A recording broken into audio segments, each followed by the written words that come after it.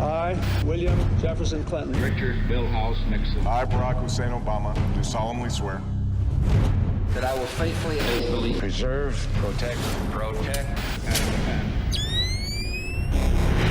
Splinter Cell has been away for a while, and when we were bringing it back, and obviously with a new studio and a new team, we really looked at what it was that made the franchise great in the first place.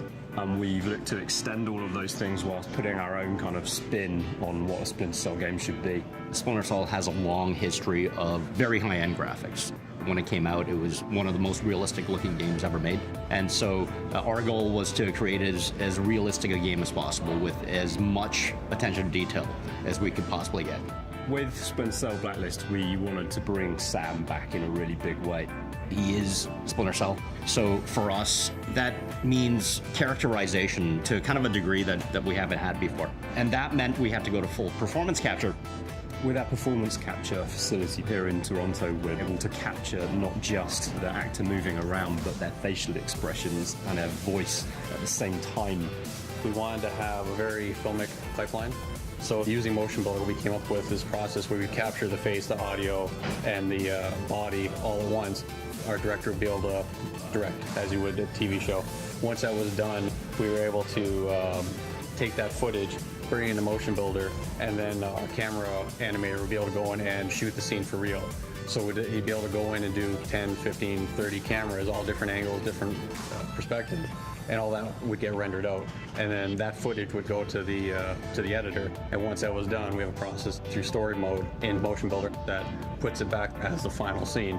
We were able to automate a lot of the process through Python, where we would just put the files in and run a script and automatically cut things up, move things around, reline things up. And it was really powerful having the ability to do that. When it comes to the look and style of characters, we really wanted to push the boundaries of what we could do. For example, we were looking to really push the way Sam moves in stealth. So we got people that actually do some of the things that Sam Fisher does to help us out with performance capture.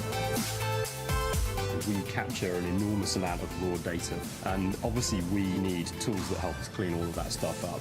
Motion Builder helps us actually turn that data into something that looks impressive and polished. It's got a huge amount of functionality that we can't get from our own internal tools or from really anything else on the market. So then we can go from our performance capture studio straight into Motion Builder, and we get that movement in its raw form. So all the hands won't really be doing what they're doing. The feet placement may be a little off and everything. But generally then, once we get the speed and the feel of that right, we get it from Motion Builder straight into 3ds Max, and then we'll manipulate that motion capture to make it feel right and to make it feel grounded and solid.